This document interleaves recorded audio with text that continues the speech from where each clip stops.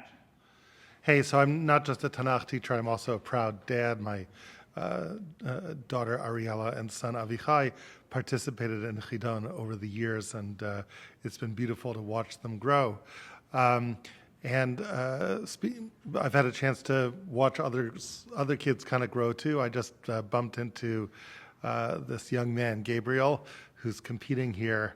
And I kind of asked him, he knew me from Aleph Beta videos, and he's also a contestant on a Chidon. So I kind of asked him, like, hey, do you notice that as you study for Chidon, it puts you in a position to be able to understand the kinds of things that I'm doing in these videos better, and even to kind of make some of these connections himself?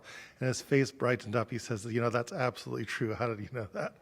And I think that's something really powerful with Chidon. The sort of work I do is really in finding sort of hidden and uncovering patterns in texts, and seeing how texts relate to each other and interrelate with one another. And the only tool the text has to do for that is its words and the word patterns. And if you think about Chidon, it sort of builds up your ability to do that in remarkable ways. First, you just get more familiar with the text, and you're able to look at 50,000 feet and not just one verse and another verse, but you see how verses relate to each other, how large swaths of text relate to each other.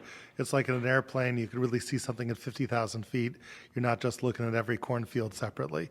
But the other thing that happens at the more advanced levels of Chidon, if you look at the kind of questions that the students start to struggle with, they have to do with these patterns, especially if you ever watched the Israeli Chidon, which is kind of the most advanced thing where the national finalists all compete with each other.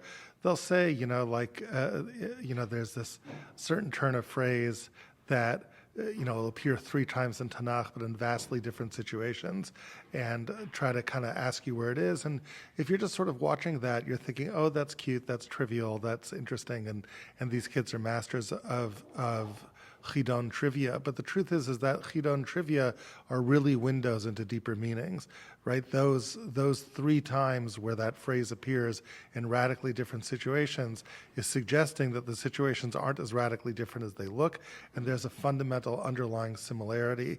And it's challenging the reader to figure out what that is. And so Chidon kind of brings kids to the brink, gives them the tools to begin to see things. And the next step is to be able to turn on that interpretive part of their brain and say, so why is it that this phrase appears in these kinds of, in these disparate sorts of ways? And that really takes them into the world of beauty and depth and meaning in Tanakh in a way that I think will help these kids fall in love with it for life.